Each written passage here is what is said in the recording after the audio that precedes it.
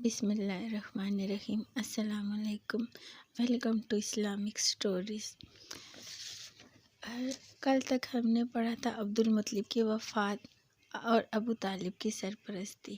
اللہ تعالیٰ نے سورۃ والضحیٰ میں 6 اور 7 آیت میں فرمایا، محمد کیا ایسا نہیں کہ اس اللہ نے تم کو یتیم پایا تو ٹھکانہ عطا کیا اور راہ حق سے بے خبر پایا تو سیدھا راستہ دکھایا۔ بے شک ایسا ہی ہے، ماں باپ کی آنکھیں بند ہوئیں تو محمد صلی اللہ علیہ وسلم اللہ کی رحمتوں سے محروم نہ ہو گئے۔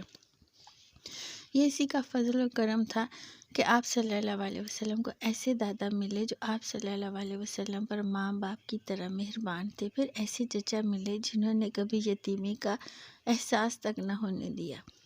دادا عبدالمطلب کے انتقال ہوا تو ابو طالب نے آپ صلی اللہ علیہ وسلم کو اپنے سایہ عاطفت میں لے لیا۔ یہ عبدالمطلب کے بیٹے تھے اور آپ صلی اللہ علیہ وسلم کے چچا تھے۔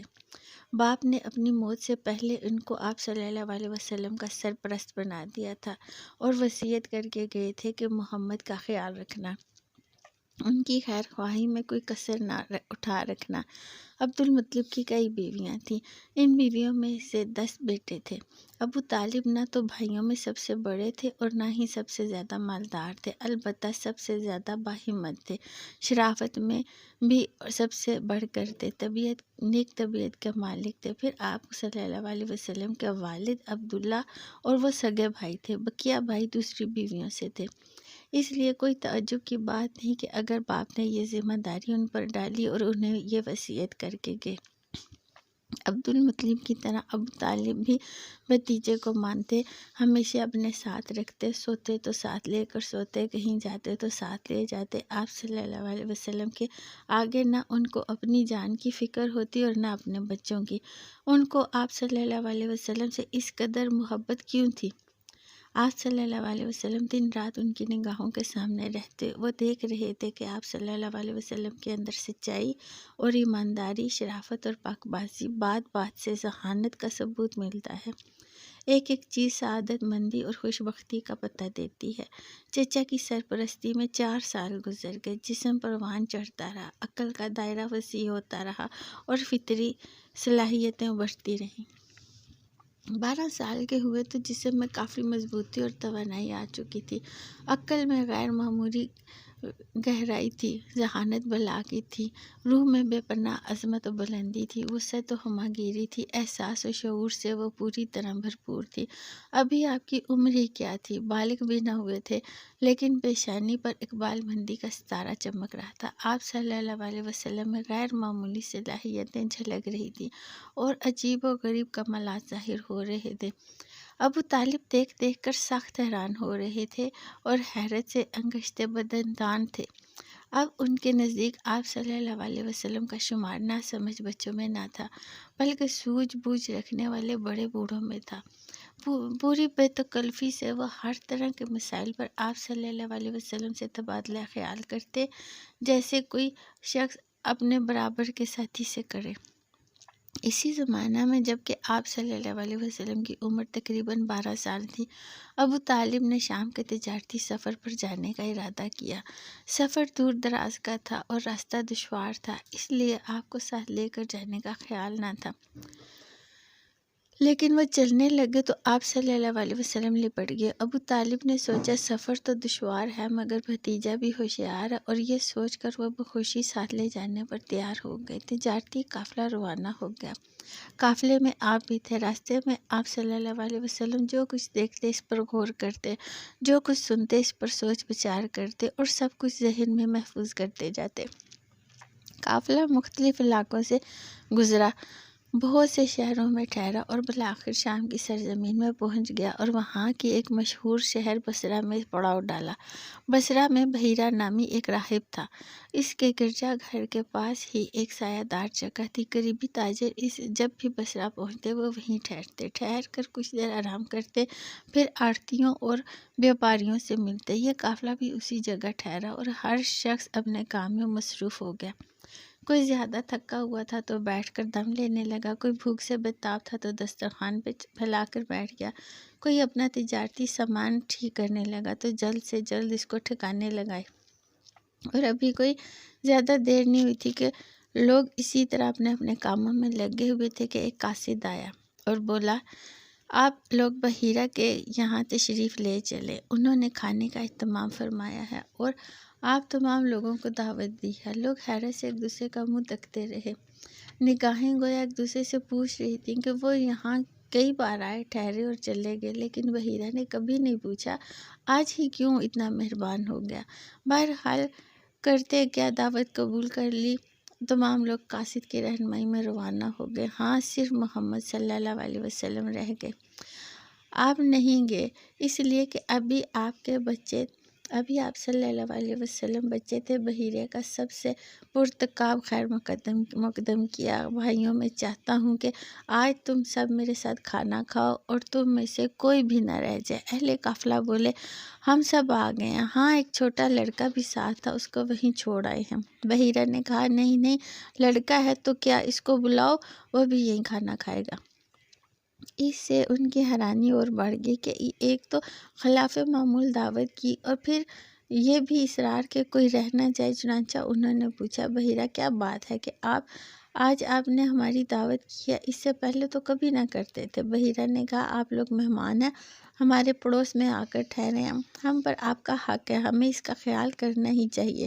میں نے کہا آپ لوگوں کو کچھ خاطر خواہ تواضع کی جائے اور کیا بات ہو سکتی ہے۔ انہوں نے کہا بخدا کوئی بات ضرور ہے۔ پھر قاصد ابو طالب کے ڈیرے پر گیا اور محمد صلی اللہ علیہ وسلم کو ساتھ لے کر آیا اور بحیرہ اور وہ تمام مہمان بیٹھ کر آپ صلی اللہ علیہ وسلم کا انتظار کر رہے تھے۔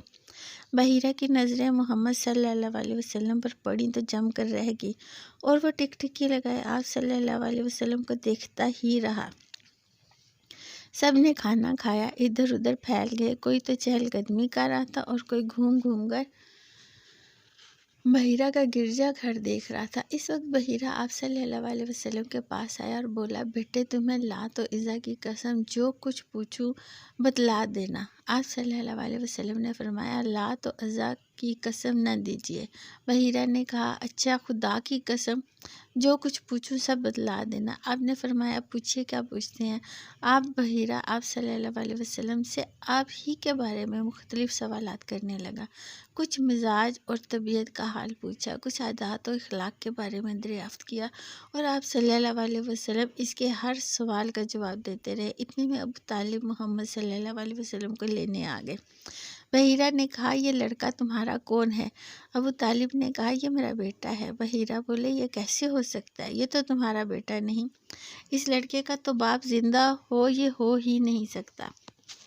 آپ نے پوچھا میں بحیرہ کی معلومات دیکھی تو ابو طالب دنگ رہ گئے، بولے ہاں یہ میرا بھتیجا ہے۔ بحیرہ نے کہا اس کا باپ؟ ابو طالب بولے ابھی یہ ماں کے پیٹ میں ہی تھا کہ اس کے باپ کا انتقال ہو گیا۔ بحیرہ بولے تم نے سچ کہا، آپ اپنے بھتیجے کو گھر واپس لے کر جاؤ اور دیکھو اسے یہودیوں سے بچائے رکھنا۔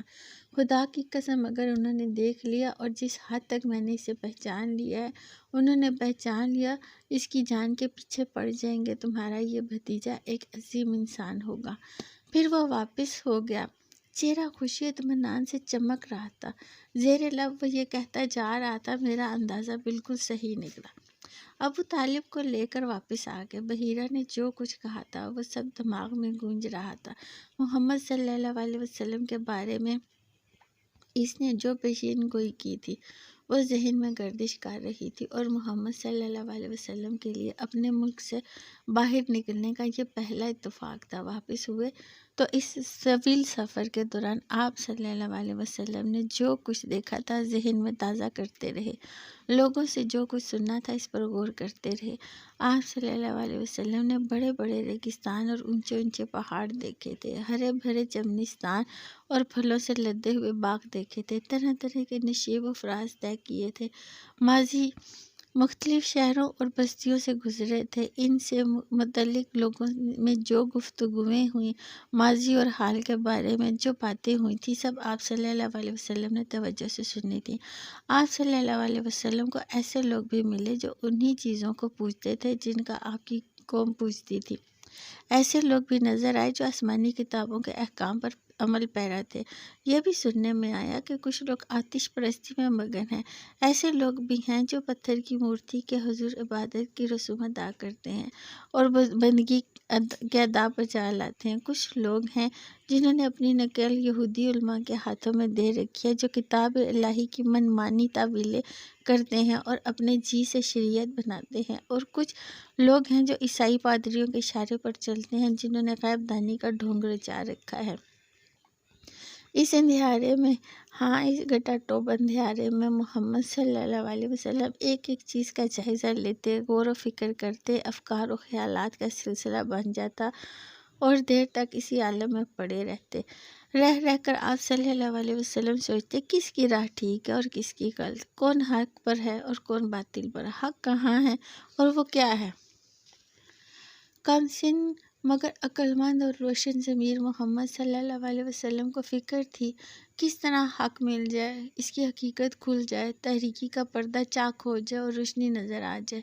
لڑکپن کا زمانہ کھیل تماشے کا زمانہ ہوتا ہے، لیکن محمد صلی اللہ علیہ وسلم کھیل تماشے سے کوسوں دور رہتے، بیکار باتوں اور فضول کاموں میں کوئی دلچسپی نہ لیتے، ہمیشہ حق کی دھن میں رہتے، اسی فکر میں رہتے کہ کوئی ایسی بات معلوم ہو جائے جس میں کوئی رہنمائی ہو، کوئی ایسا نشان مل جائے جس سے کسی حقیقت کا سراغ لگتا ہو۔ گھرانہ والوں کے ساتھ عکاظ، مجناں اور ذیل مجاز بھی جاتے۔ یہ عرب کا مشہور بازار تھے جو کہ مکہ کے آس پاس ہی لگتے، پھر لگتے بھی حرمت کے مہینوں میں، جن میں جنگ و خون ریزی حرام ہوتی ہوئی جنگیں رک جاتی، انتقام کے بھڑکتے ہوئے شعلے بجھ جاتے، اور یہ حرمت کے مہینے 4 تھے: ذی القعدہ، ذی الحج، محرم اور رجب۔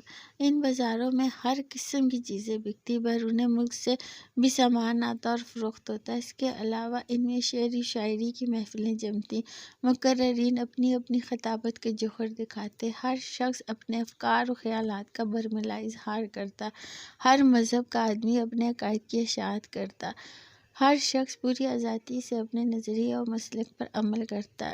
وہ نہ وہاں کسی طرح کا خطرہ ہوتا، نہ کسی سے اندیشہ، ہر ایک مطمئن اور بے غم ہوتا کہ یہ حرمت کے مہینے ہیں۔ یہ بازار آدمیوں سے بھرے ہوتے، ان میں طرح طرح کے لوگ ہوتے، جگہ جگہ کے باشندے ہوتے، ہر طرف ایک چہل پہل ہوتی، ایک ہمہ ہمی ہوتی۔ ایسے میں آپ صلی اللہ علیہ وسلم کو لوگوں سے ملنے جلنے کا اور ان کے افکار و عقائد کو سمجھنے کا اور ان کے قول و عمل کو پرکھنے کا بڑا اچھا موقع ملتا، اور یہ فیصلہ کرنے میں بھی آسانی ہوتی کہ کون راہ راست پر ہے اور کون اس سے پرے۔